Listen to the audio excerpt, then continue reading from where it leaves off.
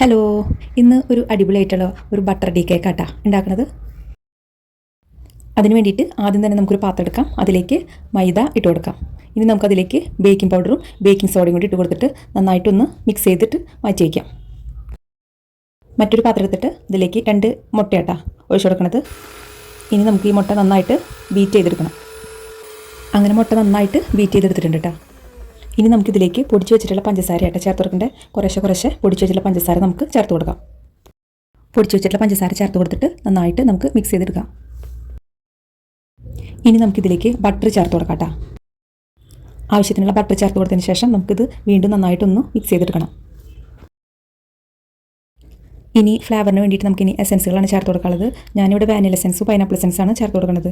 1 teaspoon vanilla എസൻസും 1/4 teaspoon pineapple എസൻസും കൂടി ചേർത്ത് കൊടുക്കാം.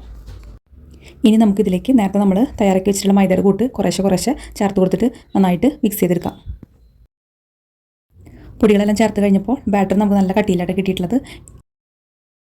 ഇത് ലൂസാക്കിയിട്ട് എടുക്കാൻ വേണ്ടിയിട്ട് നമുക്കൊരു പാൻ അടുപ്പത്ത് വയ്ക്കാം. അതിലേക്ക് പാൽ ഒഴിച്ചു കൊടുക്കാം. പാൽ ചെറുതായിട്ട് ചൂടാകുമ്പോൾ അതിലേക്ക് കുറച്ചും കൂടി ബട്ടറാണ് ഇട്ട് കൊടുക്കാനുള്ളത്. ബട്ടർ ആ ചൂടിൽ കിടന്നിട്ട് നന്നായിട്ടൊന്ന് മെൽറ്റായി വരുമ്പോൾ നമുക്ക് തീ ഓഫ് ചെയ്യാം. പാലധികം തിളപ്പിക്കൊന്നും വേണ്ട. ഈ പാൽ നമുക്ക് നേരത്തെ നമ്മൾ തയ്യാറാക്കി വെച്ചിട്ടുള്ള കേക്കിൻ്റെ ബാറ്ററിലേക്ക് ഒഴിച്ചു കൊടുത്തിട്ട് നന്നായിട്ട് മിക്സ് ചെയ്തെടുക്കണം. ഇപ്പോൾ നമ്മുടെ കേക്കിൻ്റെ ബാറ്റർ കറക്റ്റ് പരുവായിട്ട് വന്നിട്ടുണ്ട്. ഇനി നമുക്കിത് ബേക്കിംഗ് ട്രേയിലേക്ക് ഒഴിച്ചു കൊടുത്തിട്ട് ബേക്ക് ചെയ്തെടുക്കുക വേണ്ടോ. അങ്ങനെ നമ്മുടെ കേക്ക് ബേക്ക് ചെയ്തെടുക്കാനുള്ള പാത്രം ബട്ടർ പേപ്പറൊക്കെ വെച്ചിട്ട് തയ്യാറാക്കി വെച്ചിട്ടുണ്ട്. ഇനി നമുക്കതിലേക്ക് നമ്മുടെ ബാറ്റർ ഒഴിച്ചു കൊടുക്കാം. ഞാൻ ഈ കേക്ക് എയർ ഫ്രയറിലാട്ടാ ബേക്ക് ചെയ്തെടുക്കുന്നത്. അതിന് വേണ്ടിയിട്ട് എയർ ഫ്രയറിലേക്ക് വെച്ച് കൊടുത്തിട്ടുണ്ട്. ഒരു 160 ഡിഗ്രിയിൽ ഒരു 20 മിനിറ്റാണ് കേട്ടോ ബേക്ക് ചെയ്യാനായിട്ട് സമയം സെറ്റ് ചെയ്ത് വെച്ചിട്ടുള്ളത്. അങ്ങനെ നമ്മൾ സെറ്റ് ചെയ്ത് വെച്ചിട്ടുള്ള ടൈമൊക്കെ ആയിട്ടുണ്ട്. നമുക്ക് തുറന്നു നോക്കാം. നമ്മുടെ ടീ കേക്ക് അടിപൊളിയായിട്ട് പൊങ്ങിയൊക്കെ വന്നിട്ടുണ്ട്.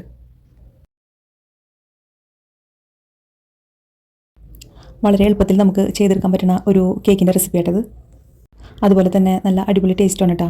ഇപ്പോൾ കേക്ക് നല്ല ചൂട്ടോട് കൂടിയിട്ടാണ് ഇരിക്കുന്നത്. ഇനി നമുക്കത് ചൂടാറി കഴിഞ്ഞ് തണുത്തിട്ട് മുറിച്ച് ഉപയോഗിക്കാം.